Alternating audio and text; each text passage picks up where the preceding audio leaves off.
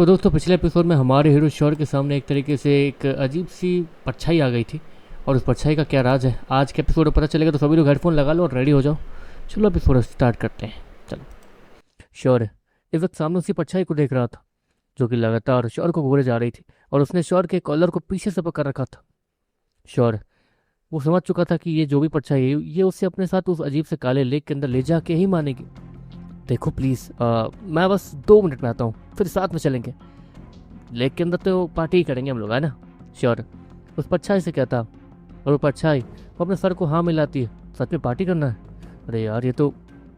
Sure उसने तो ये बात ऐसी मजाक में कही थी, लेकिन वो परछाई पता नहीं क्यों सीरियस लग रही थी श्योर को अपने साथ उस लेक में ले जाने के लिए। अगले सेकंड उस परछाई के हाथ वो परछाई जैसे नहीं दिखने लगते हैं। वो हाथ देखने में किसी लड़की जैसे दिखने लगते हैं, बहुत ज़्यादा गोरे। और देखते ही देखते वो हाथ जो गोरे थे वो स्प्लिट होते हुए उस लड़की के बॉडी तक जाने लगते हैं, जिसका मतलब ये था कि वो परछाई अब गायब हो रही और अब वहाँ पर कोई एक अजीब सी लड़की अपीयर होने वाली है।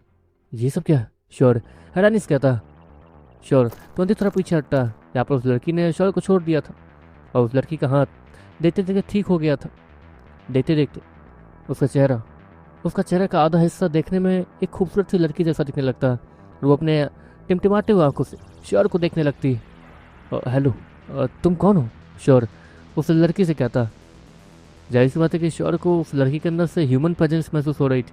उसने ब्लैक स्नेक के जीन्स को भी अपने साथ कंबाइंड किया था और ब्लैक स्नेक भी यही कह रहा था कि ये एक ह्यूमन है, ना ही कि कोई बीस्ट। अजीब बात है, ना ही ह्यूमन है, ना ही बीस्ट है, ना ही डीमन है। तो मतलब ह्यूमन तो है, लेकिन इस रूप में कोई ह्यूमन आ नहीं सकता। या फिर श्योर इतना कहता और उसके दिमाग में एक ख्याल आता, क्या ये तुम्हारी कोई कला है? श्योर उस लड़की से कहता है। वो लड़की अपने सर को हाँ मिलाती है। तुम बोल सकती हो? श्योर उस लड़की से कहता है। वो लड़की अपने सर को ना मिलाती है। अच्छा मतलब तुम बोल नहीं सकती हो? कोई बात नहीं, मैं तुम्हारी कोई मदद मतलब मैं तुम्हारी कुछ मदद कर सकता हूँ इस अजीब सी चीज़ से बाहर निकलने में। श्योर उस लड़की को देखते हुए कहता है। वो लड़की अपने सर को ना मिलाती है। मतलब तुम्हें मदद चाहिए या नहीं? श्योर फिर से उसी लड़की से कहता। और वो लड़की अपने सर को ना मिलाती है जैसे कि वो बोल रही हो कि नहीं, उसे कोई मदद नहीं चाहिए। ठीक है, तुम मेरी बातों का जवाब दे सकती हो? श्योर शांति से कहता। और वो लड़की अपने सर को हाँ मिलाती है। तो मुझे अंदर क्यों ले जाना चाहती हो? श्योर उस परछाई को देखते हुए कहता, जो कि आधी लड़की और आधी परछाई थी। वो लड़की उस लेक की तरफ इशारा करती है। देखो मुझे तुम्हारी बात समझ नहीं आ रही। लेक की तरफ इशारे करने का मतलब ये नहीं है कि मुझे ये पता चल जाएगा कि वहाँ ले जाके क्या होगा मेरे साथ। तो श्योर वो पीछे जिया को देखते हुए कहता, ये कैसा सवाल है? श्योर उसके दिमाग में यही चला था और जिया के दिमाग में भी। देखते देखते वहाँ पर मैगन और जिया भी बाहर आते हैं और वो लोग भी वहाँ खड़े हो जाते हैं। लेकिन वो परछाई उसे देख के ऐसा लग रहा था जैसे कि उसे इन चीज़ों से कोई परेशानी ही ना हो। देखो हम तुम्हारी मदद कर सकते हैं यहाँ से निकलने में, तुम्हें मदद चाहिए या नहीं? श्योर उस लड़की से कहता है। वो लड़की वो परछाई वो अपने सर को ना मिलाती। तो ठीक है, हम लोग जा रहे हैं। देखो मैं इन चीज़ों में तुम्हारे साथ तो मिल नहीं सकता हूँ, माफ़ कर दो। श्योर सीधे बोल देता और वहाँ से पलट के जाने लगता। वो परछाई श्योर को देखते रहती है और उसे जाते हुए देखते रहती है और कुछ नहीं कहती है इस बार। सभी लोग वहाँ से पलट के जाने लगते हैं, लेकिन श्योर जाते जाते एक बार पीछे पलट के देखता, जहाँ पर वो परछाई अब भी वहीं खड़ी थी और उदास मन के साथ उन लोगों को वहाँ से जाते हुए देख रही थी। रुको मैं आता हूँ। श्योर पीछे पलटते हुए कहता, तुम्हारा दिमाग खराब है, इन जैसों पे भरोसा मत करो। जी हाँ, श्योर इस कहती है। अगर यहाँ पे तुम्हारे कबीले की कोई लड़की होती और ऐसे फंसी हुई होती तो देखो, जहाँ तक है वो थोड़ी अजीब है लेकिन इंसान है, हमें उसकी मदद करनी चाहिए। श्योर जी और बाकी सभी से कहता और सभी लोग अपने सर को हाँ मिलाते हैं। देखते ही देखते श्योर उस परछाई के सामने जाके खड़ा हो जाता है। पहले ये बताओ कि वो बीस्ट कहाँ है जो कि घायल था? श्योर वो एक बार उस परछाई से कहता है। वो परछाई तालाब की तरफ इशारा करती है। अंदर क्या कर रहा है? श्योर वो फिर से उस परछाई से कहता है। और वो परछाई अपने सर को खुजाने लगती है कि वो उसे कैसे समझाए। अच्छा ठीक है मैं पूछता हूँ, क्या वो हील कर रहा है? श्योर उस परछाई से कहता है। वो परछाई अपने सर को हाँ मिलाती है। अच्छा, और तुम जो ये अजीब से परछाई वाले रूप में फंसी हो, क्या ये कोई स्किल है? श्योर फिर से कहता। और वो परछाई अपने सर को हाँ मिलाती। ये स्किल तुमने क्यों डेवलप की है? क्या तुम? श्योर वो इतना कहता। वो परछाई चारों तरफ इशारा करती है और ऐसा दिखाती है जैसे कि उसने बचने के लिए स्किल डेवलप की है। अच्छा ऐसी बात है, मतलब ये डीमंस तुम्हें खाना चाहे इसलिए तुमने ये सब? श्योर वो उस लड़की से कहता है। वो लड़की अपने सर को हाँ मिलाती है। चलो ये तो समझ आया। वैसे एक बात बताओ, क्या यहाँ पर आसपास कोई ताकतवर बीस्ट है? वो बीस्ट तो पानी के नीचे है और मैं पानी के नीचे जा नहीं सकता हूँ। अगर तुम मेरी मदद करो तो एक मिनट, क्या मैं तुम्हारी कोई मदद कर सकता हूँ जिसके बदले में मैं तुमसे कुछ मदद लूँ? श्योर है। वो उसे परछाई से कहता, वो परछाई अपने सबको हाँ मिलाती। हाँ बढ़िया, तुम्हें क्या मदद चाहिए जल्दी बताओ। श्योर है। वो उसी परछाई से कहता। अगले सेकंड रसाल का वो बाहर आती और शौर्य ये देख के हैरान था कि वो लड़की, वो परछाई रसाल का को देख सकती है। रसाल का वो शौर्य को देखती है। शौर्य, मेरे सारे लोग, सारे यापू वो बीस्तों वाले रूप में जंगल में छिपे थे ना, वो एक जगह जमा होने वाले हैं। कल तक वो लोग सभी जमा हो जाएंगे। और ये कौन है? वो रसाल का अंदर से बैठे बैठे सब कुछ देख तो रही थी। उसे लगा कि ये उसके तरह ही कोई रसाल का है, इसलिए वो शौर्य को एक तरीके से वार्निंग दे रही थी तब से कि शौर्य उसके साथ तालाब में ना जाए, क्योंकि ऐसे काम रसाल का के होते हैं। लेकिन ये एक ह्यूमन है, असली ह्यूमन, मरी हुई ह्यूमन नहीं है। इसलिए अब रसालका को भी समझ नहीं आता कि आखिर वो उससे कहे क्या। देखो, मैं एक शर्त पे तुम्हारे साथ पानी के नीचे चल सकता हूँ, मुझे कुछ होगा तो नहीं? श्योर। वो एक बार फिर से कहता है। ऑफकोर्स सामने वाली ह्यूमन है तो वो ह्यूमन लैंग्वेज में कुछ समझा दे उसे। वो लड़की ना हमें समझ आती है, मतलब उसे कुछ नहीं होगा। तो ठीक है, एक बार ट्राई करके देख ही लेते हैं। श्योर। पीछे पलटते हुए कहता। जी हाँ, उसका तो सर खराब हो रहा था कि श्योर ऐसी बेवकूफ़ी क्यों कर रहा है। जानती हूँ वो लड़की है इसलिए ना। वो जिया गुस्से में शौर्य को देखते हुए कहती है, तुम ये नहीं समझो, मैं देखो मैं बस इसकी मदद करना चाहता हूँ। ये हमें नीचे ले जाना चाहती है, इसका मतलब कुछ है या फिर? शौर्य उस लड़की की आंखों में देखते हुए कहता है जिसमें सच्चाई दिख रही थी। देखो, मैं वैसे बहुत ज़्यादा सैंटी टाइप लड़का तो नहीं हूँ, लेकिन मैं किसी पर इतनी आसानी से भरोसा भी नहीं करता, इसलिए अगर मेरा भरोसा टूटा तो मैं तुम्हें उसी समय जान से मार दूंगा, समझी? शौर्य उस परछाई से कहता है। वो परछाई अपने सर को हाँ मिलाती। देखते देखते शौर्य की अंगूठी वो चमकने शुरू हो जाती है। उसके बॉडी पे एक अजीब सा कमजोर सा आर्मर आ जाता है जो कि काले रंग का था। वो आर्मर एक तरीके से जिया के ट्राइब में ही शौर्य ने खरीदा था। बहुत बेकार आर्मर था ये। शौर्य इसे हमेशा थू थू ही करता था। देखते देखते शौर्य और वो परछाई धीरे धीरे उस काले तालाब में जाने लगते हैं। उस आर्मर की वजह से वो पानी शौर्य को छू भी नहीं रहा था। शौर्य देखते देखते उस अजीब से काले तालाब में पूरी तरीके से अंदर चला जाता, लेकिन शौर्य को अंदर कुछ भी नहीं दिख रहा था। शौर्य वो उस परछाई के हाथ को महसूस कर रहा था जिसने उसे पकड़ रखा था। ये पानी नॉर्मल पानी से ज़्यादा थोड़ा गहरा और थोड़ा जेली टाइप है, और बहुत ज़्यादा जमा जमा टाइप है, जिसकी वजह से कोई भी इस पानी में तैर तो बिल्कुल नहीं सकता। लेकिन पता नहीं, श्योर वो तेज़ी से नीचे जा रहा था। ये तालाब बहुत ज़्यादा गहरा है और ये परछाई इसमें आसानी से ट्रैवल कर सकती है। तैर नहीं रही है, सीधे ट्रैवल कर रही है। लेकिन ये इसमें ट्रैवल करके से रही है वो मुझे नहीं पता। श्योर उससे कुछ भी नहीं दिख रहा था। वो बस आसपास की चीज़ों को महसूस करने की कोशिश कर रहा था। ब्लैक स्नेक के जीन्स को कंबाइन करने के बाद शौर्य को सामने दिखा तो था, लेकिन ऐसा लग रहा था जैसे कि वो किसी जली के आर पार दिख रहा हो। उससे उससे ज़्यादा कुछ क्लियर दिख नहीं रहा था। शौर्य वो तेजी से उस काली परछाई के साथ नीचे ज़मीन पे जाता रहता। अजीब बात है, ये लेक इतनी बड़ी भी तो नहीं होनी चाहिए जितनी बड़ी दिख रही थी। शौर्य वो ऊपर देखते हुए कहता, जहाँ पर ऊपर से हल्की सी चांद की रोशनी ट्रांसपेरेंटली थोड़ी बहुत चमक रही थी, थोड़ी बहुत। शौर्य देखते देखते उस अजीब सी परछाई के साथ नीचे आता, जहाँ पर अब उसे अपने ठीक नीचे ज़मीन महसूस होती है। शौर्य वहाँ पर उसे बुलबुलों की आवाज़ आती है, लेकिन शौर्य को अब भी कुछ नहीं दिख रहा था। शौर्य कुछ नोटिस करता है, किसी का हाथ शौर्य की आंखों के पास आ रहा था। ये तुम क्या कर रही हो? शौर्य उस आर्मर के अंदर से ही कहता। देखते देखते शौर्य कुछ नोटिस करता, शौर्य के आर्मर की आंखों वाले हिस्से पे एक अजीब सा लिक्विड लगा दिया जाता, जैसे कि उसे परछाई ने लगाया था। जिसके बाद शौर्य को वहाँ पे हर एक चीज़ दिखनी शुरू हो जाती है। ये तो बिल्कुल चश्मे जैसा है, मतलब नॉर्मल लोगों की आंखें यहाँ पे देख नहीं सकती हैं। शौर्य चारों तरफ देखते हुए कहता। वहाँ पर इस वक्त उसके सामने का नज़ारा अजीब था। वहाँ चारों तरफ पानी के नीचे अजीबोगरीब मशरूम उगे हुए थे, जो कि देखने में बहुत ज़्यादा अजीब और स्कैरी टाइप लग रहे थे। और तो और शौर्य को वहाँ पर बीच में कुछ अजीब सा भी दिखता, एक अजीब सा दिल जो धड़क रहा है। शौर्य उस तालाब के बीचों बीच एक अजीब से दिल को धड़कते हुए देख रहा था। अगले सेकंड शौर्य उसके कंधे पे किसी का हाथ आता है। शौर्य उसी परछाई को देखता है जहाँ पर वो उस दिल की तरफ इशारा करती है और उसे अपने तरफ इशारा करने लगती है। मतलब वो दिल तुम्हारा है? शौर्य उस परछाई से कहता है। वो परछाई अपने सर को हाँ मिलाती है। शौर्य उसे समझ तो नहीं आता कि ये क्या है, लेकिन वो फिर भी उस दिल के पास जाता। अगले सेकंड वो परछाई थोड़ी एक्टिव हो जाती है और तुरंत ही शौर्य को पीछे खींचना शुरू कर देती है। अरे डरो मत, तुम्हारे दिल के साथ कुछ नहीं करूँगा मैं। यहाँ पर ये दिल सुरक्षित है क्योंकि कोई भी यहाँ नीचे नहीं आ सकता, और यहाँ देखना तो इम्पॉसिबल है। तुम मुझसे क्या चाहती हो? शौर्य वो उसी परछाई से कहता है। वो परछाई वो आगे आती है। तुम मेरी मदद कर सकते हो सच में? वो लड़की अचानक से ही बोलती है। मतलब तुम बोल सकती हो तो ऊपर झूठ क्यों बोला? श्योर। उस पर अच्छा कहता, ओह तुम्हारे पीछे वो अजीब सी लड़की और कुछ लोग थे ना, इसलिए नहीं बोल पाई। वो लड़की वो श्योर के पास आते हुए कहती है, चलो अब तुम बात कर सकती हो तो काम थोड़ा और आसान हो गया। देखो मैं तुमसे बस एक बात कहना चाहता हूँ, मैं तुम्हारी मदद कैसे कर सकता हूँ? और बदले में मुझे उस बीस्ट का नीडो का लिक्विड चाहिए जो कि यहीं कहीं है ना। श्योर चारों तरफ देखते हुए कहता, जहाँ पर उसे उस बीस्ट के थोड़े बहुत प्रेजेंस को श्योर महसूस कर सकता था। श्योर वो चारों तरफ देख रहा था। ओह इधर देखो, वो लड़की श्योर को बोलती है। श्योर उस लड़की को देखता, देखो असल बात यह है कि देखो मैं नहीं तुम भी, तुम एक डीमन टेमर हो है ना? मैं एक डीमन टेमर थी।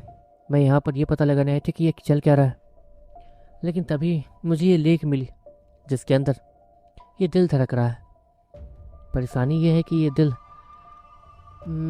इसी डार्कनेस का शायद असली राज है। डार्कनेस, ये डार्क वाले जंगल, और ऐसे ही करीब 5 दिल हैं। पांचों अपने अपने जगह पर सुरक्षित रखे गए हैं।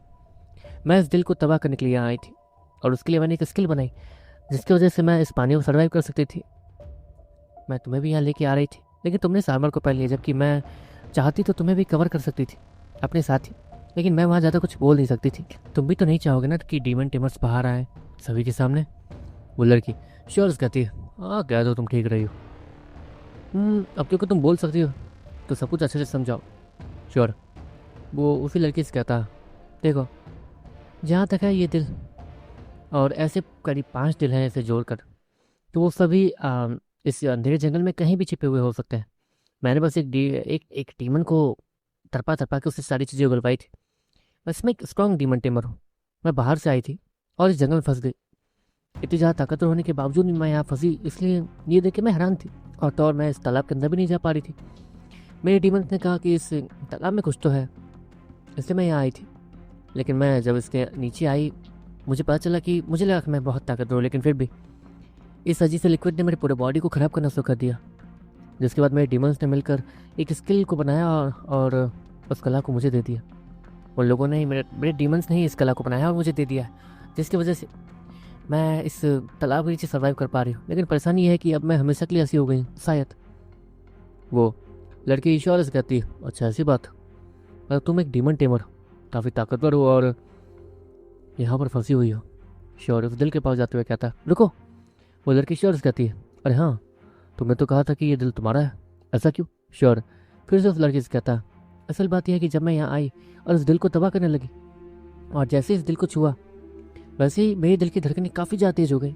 मुझे समझ नहीं आ रहा था कि क्या हो रहा। इतने में ही मेरे बॉडी के अंदर से मेरा दिल वो मेरे सीने को के निकला और सीधे इसके अंदर जाके मिक्स हो गया। और फिर भी मैं जिंदा थी, मुझे पता नहीं क्यों। मेरी डिमेंस का मानना यह है कि अब मैं जब मैं इस दिल से दूर जाऊंगी तो मैं मारी जाऊंगी, या फिर इस दिल को कुछ हुआ तो मैं मारी जाऊंगी। और जहाँ तक ये ताकत इस दिल की ही है, इस डार्क हार्ट की, ये अपने दुश्मनों को अपने साथ ही मिला लेता है। अब मैं हमेशा के लिए यहीं फंसी हूँ। तो बताओ मेरी मदद कर पाओगे? वो लड़की श्योर कहती है, तुम्हारी मदद? ये सुनने में थोड़ा अजीब और समझ नहीं आ रहा है। अच्छा इस जगह पर डिमंस आ सकते हैं क्या, मतलब इस जगह पर? श्योर वो उस लड़की से कहता है, नहीं, क्योंकि बहुत सारे डिमंस ऐसे हैं जो कि इस चीज़ में साथ नहीं है बाकी डिमंस के, यापों को पकड़ना ये वगैरह वगैरह, इसलिए डिमंस से भी सुरक्षा दे दी गई है इस जगह को। तो वो परछाई वाली लड़की श्योर कहती है, समझ गया, हमें बाहर निकलना होगा सभी की नज़र से बचते हुए ताकि हम अकेले में कहीं जा सकें। और रही बात इसकी तो श्योर इतना कहता और उस दिल के पास जाने के बाद उससे अच्छे से चारों तरफ से ऑब्जर्व करता। डीमन लेगिस, मैं तुम्हें यहाँ बुला नहीं सकता हूँ, लेकिन क्या तुम मेरी नज़रों से इसे देख सकते हो? श्योर डीमन लेगिस से कहता। श्योर वो जैसे डीमन लेगिस से कहता, मैं देख ही रहा हूँ, तुम घबराओ मत, मैं सारी चीज़ों को अच्छे से ऑब्जर्व कर रहा हूँ। ब्रिजन को यहाँ बुलाना होगा कैसे भी। डीमन लेगिस वो ब्रिजन के बारे में श्योर कहता, पर क्यों? श्योर उसे कुछ समझ नहीं आता, जल्दी बुलाना होगा कैसे भी। मैं कह रहा हूँ ना, अभी ज़्यादा बात मत करो। तुम्हारे पीछे जो खड़ी है वो कोई नॉर्मल डीमन टेमर नहीं है, वो बहुत ज़्यादा ताकतवर है, यहाँ फंसी हुई है और उसे ये भी पता है कि तुम मुझसे बात कर रहे हो, इसलिए ज़्यादा। वो डीमन लेगिस श्योर कहता, ठीक है मैं समझ गया, अच्छा सुनो, मेरा दोस्त बोल रहा है कि मेरा बाहर एक और दोस्त है जिसका नाम है ब्रिजेन, उसे भी यहाँ लाना होगा। वो कोई नॉर्मल बीस नहीं है, उसे एक जनरल ने बनाया था अपने ब्लड का इस्तेमाल करके। और वो तब से मेरे साथ है, जब मतलब एक तरीके से वो मेरे साथ है, ठीक है। उसे एक जनरल के ब्लड से मिला के बनाया गया है, तो वो बीस्ट और डीमन का मिक्सचर है एक तरीके से। तो और हाँ, वो बहुत ज़्यादा होशियार और दिमाग वाला है, उसे यहाँ लेके आओ श्योर। प्रेजेंट के बारे में थोड़ा बहुत एक्सप्लेन करते हुए उस लड़की से कहता, ठीक है। वो लड़की इतना कहती है और तेज़ी से ऊपर चली जाती है। ऊपर पहुंचने के बाद उसी ब्रिजन के सामने लैंड करती है। वैसे इतना कहते हुए ब्रिजन, जो जिया पर लाइन मार रहा था, वो उसी लड़की को देखता। वैसे तुम भी कम खूबसूरत नहीं हो, लेकिन इससे ज़्यादा नहीं। देखो, अगर मैं तुम्हारे खूबसूरती की तारीफ करूंगा तो जिया मुझ पर ध्यान नहीं देगी, बोलेगी कि 20 पलट गया। इसलिए मैं तुम्हारी तारीफ, इससे पहले कि ब्रिजन वो उस परछाई वाली लड़की की तारीफ करता, वो लड़की ब्रिजन के कॉलर को पकड़ लेती है। देखो, मैं उस पानी में नहीं जाने वाला। श्योर कहा है? वैसे मैं अभी जिंदा हूँ तो श्योर को तो कुछ हुआ नहीं होगा, लेकिन तुमने शिकायत कर लिया। देखो मैं, इससे पहले कि ब्रिजन वो उस परछाई से और भी बहुत कुछ कहता, वो परछाई उस ब्रिजन को कुछ इशारे करती है। ठीक है, ठीक है। मैं वो ब्रिजन, अब उसे कोई ना कोई नाटक तो करना होगा। वो तुरंत पीछे मुड़ के मैग्रॉन को इशारे करता है और देखते देखते अचानक से मैग्रॉन वो जिया को देखता। हे जिया, वहाँ देखो क्या है। मैग्रॉन वो जिया का ध्यान भटकाता है। अगले ही सेकंड उस लड़की के डिमोनिक कोर से एक डीमन बाहर आता है और देखते देखते वो ब्रिजन को चारों तरफ से रैप कर लेता है। देखते देखते ब्रिजन, उसकी पूरी बॉडी वो खतरनाक दिखने लगती है। चारों तरफ से उसे एक आर्मर प्रोवाइड किया गया था उस डीमन की तरफ से। वो डीमन खुद ही एक आर्मर बदल गया था। इस आर्मर के ऊपर तो तुम्हारी बॉडी जिससे बनी है उसका कोटिंग है। क्या बात है, मतलब मुझे भी कुछ नहीं होगा। ब्रिजन वो उसी लड़की से कहता है, बकवास बंद करो, जल्दी चलो, वो तुम्हें बुला रहा है। वो परछाई वाली लड़की जल्दी से ब्रिजन से कहती है, और ब्रिजन और वो परछाई वो तेजी से उस तालाब में जम कर जाते हैं। देखते देखते जिया वो दूसरी तरफ देखती है, जहाँ पर वो फिर गुस्से से मैग्रॉन को देखती है। कुछ ना कुछ तो तुम लोग छिपा रहे हो, मैं अच्छे से जानती हूँ। तुम लोग यहाँ पर कोई खिचड़ी पका रहे हो, है ना? वो जिया गुस्से में कहती है, बस बहुत हो गया, मैं भी नीचे जा रही हूँ। जिया इतना कहती है और जाने लगती है। रुको। मैग्रॉन तो उनसे जिया के सामने आते हुए कहता, तुम मुझे रोकोगे? ठीक है, देखती हूँ कब तक रोकते हो मुझे। वो जिया इतना कहती है और अपने पंच को तैयार करने लगती है। मैग्रॉन कुछ भी हो जाए, उससे ज़्यादा ताकत तो नहीं था। ठीक है, तुम्हारी मर्जी, लेकिन इस पानी के नीचे जाने के बाद कोई भी जिंदा नहीं बच सकता। वहाँ जो नीचे चल रहा है वो तुम्हारे जानने लायक नहीं, समझी? मैग्रॉन गुस्से में कहता। मैग्रॉन ये सब कह ही रहा था इतने में आसमान में एक अजीब सी गोल्डन रोशनी चमकती और मैग्रॉन और जिया की नज़र तुरंत ही वहाँ जाती है। मैग्रॉन और जिया तुरंत ही से उस रोशनी की तरफ जाने लगते हैं जो रोशनी कहीं जा रही थी। देखो, कुछ भी हो जाए, हमें उस रोशनी के सामने नहीं आना। मैग्रॉन जिया को वार्निंग देते हुए कहता है, मुझे मत सिखाओ, मैं तुमसे ज़्यादा ताकतवर हूँ, इससे तुम मुझ पर हुक्म नहीं चला सकते हो। जिया गुस्से में कहती है, ऑफकोर्स वो अपने ट्राइब की बेस्ट वॉरियर थी, इससे उस पर कोई हुक्म चलाए तो वो उससे बर्दाश्त नहीं कर सकती थी। दूसरी तरफ मैग्रॉन उस रोशनी को देख रहा था। वो एक देवता है, लेकिन वो यहाँ क्यों आ रहा है? श्योर है वो अभी तालाब में है। और मैं मैग्रॉन इतना सोते हुए तेजी से आगे जाने लगता। देखते देखते मैग्रॉन और जिया एक अजीब सी जगह पहुँचते हैं जहाँ पर वो गोल्डन रोशनी लैंड कर रही थी। वो रोशनी बहुत ज़्यादा चमक रही थी और देखते देखते जंगल में वो लैंड कर जाती, लेकिन उसका चेहरा या फिर कुछ ऐसा दिख नहीं रहा था। देखते देखते वो गोल्डन रोशनी गायब होने लगती है और वहाँ पर एक शरीर वो दिखना शुरू हो जाता है उस गोल्डन रोशनी के अंदर। वो आदमी जो भी था, वो देवता जो भी था, गॉड जो भी था, वो नीचे उतरता है और वहाँ पहुँचने के बाद, कब तक छिप कर देखोगे, सामने आओ। वो देवता गुस्से में चिल्लाते हुए कहता। मैग्रॉन और वो जिया काँप जाते हैं। मैग्रॉन वो जिया को मूव करने के लिए नहीं कहता क्योंकि जिया वो काँपते हुए पीछे जा रही थी। मैग्रॉन उसे थोड़ा सा इशारा करता जिसके बाद वो स्टेबल होती और सामने देखने लगती। वो ये बात हमसे नहीं कह रहा है, किसी और से कह रहा है। मैग्रॉन जिया से कहता। देखते देखते वहाँ दूसरे पेड़ के बगल से, जहाँ पर बहुत ज़्यादा अंधेरा था, वहाँ पर दो आंखें चमकनी शुरू हो जाती है और वो अजीब सा आदमी चलते हुए आगे आने लगता है। मुझे लगा नहीं था कि मेरे बुलाने पे तुम आओगे, लगता है देवताओं के पास फोकट का टाइम है, एक बार में बुलाते ही आ जाते हैं, क्या बात है। वो अजीब सा आदमी वो उस देवता के सामने खड़ा होते हुए कहता, तुमने किस काम के लिए मुझे बुलाया? तुमने कहा कि यहाँ पर जो भी चीज़ है मेरे लायक भी है और बहुत कुछ, जल्दी बताओ कि आखिर क्यों मुझे यहाँ बुलाया गया है। वो देवता वो उस आदमी से कहता, देखो मैं यहाँ आ तो गया हूँ, लेकिन मैं इस जगह को बचा नहीं पाऊँगा, और अगर ये जगह नहीं बची तो भविष्य में आगे जाके बहुत बड़ी परेशानियाँ हो सकती है। मैंने बाकी डीमंस टेमर्स को भी कहा कि वो लोग यहाँ आ जाएं और भी बहुत कुछ कहा, लेकिन उन लोगों ने माना नहीं मेरी बात। मतलब एक तरीके से उन्हें ये लगता है कि वो डीमन का बच्चा वो ज़्यादा कुछ उखाड़ नहीं पाएगा उनका, चाहे वो कितना भी ताकतवर हो जाए। लेकिन मैं जानता हूँ कि वो कितना ताकतवर और कहाँ कहाँ जा सकता है, क्योंकि मैंने उसका सामना किया। लेकिन मैंने उसे मारा नहीं। उसका एक रीज़न है, क्योंकि जहाँ तक है उसके पास ताकत तो कमाल की है, और ये तुम भी मानते हो क्यों? और डीमंस के बीच में तुम भी घुसना नहीं चाहते, क्योंकि ऑफकोर्स देवता लोग डीमंस को वैसे भी कैद करना चाहते हैं और उनकी ताकत हासिल करना चाहते हैं, इसलिए उन्हें ख़त्म करके तुम्हारा भी कोई फ़ायदा नहीं है, इसलिए तुम लोग उन्हें जिंदा छोड़ते रहते हो। यहाँ तक कि धरती ग्रह का इतना बड़ा हिस्सा जो काले अंधेरे में ढक चुका है, ये सब देखने के बावजूद तुम देवता को कुछ कर नहीं रहे हो क्यों? वो अजीब सा डीमन टेमर उस देवता से क्या था? उस देवता का चेहरा अभी तक मैग्रॉन को दिख नहीं रहा था। चलो दोस्तों, आज के एपिसोड में सिर्फ इतना ही, एंड मिलते हैं नेक्स्ट एपिसोड में। Tata bye bye, see you. और हाँ, लाइक करना, सब्सक्राइब करना, बाय।